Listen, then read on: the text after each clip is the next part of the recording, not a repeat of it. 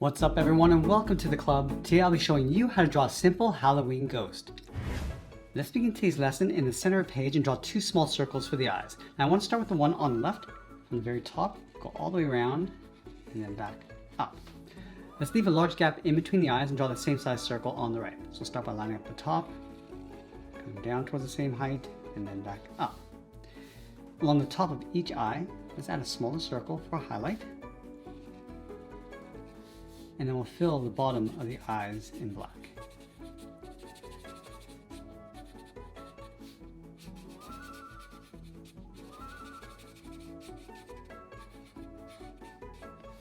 Let's move to the center, add a curve for the mouth. We're going to come down and up.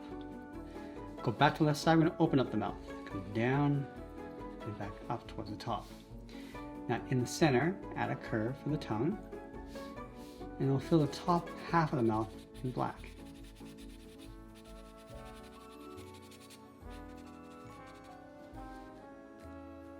Now we're going to move out to the side and draw the top of the head. Let's start on the left. We're going to go up, round out the head, go across, and then bring that down towards the right side, towards the same height.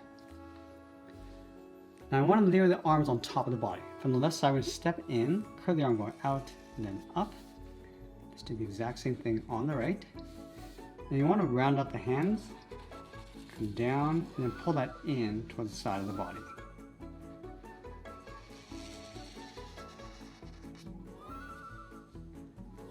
Let's continue the curve of the head, coming down underneath the arm. Want to bend the body, coming down and then out.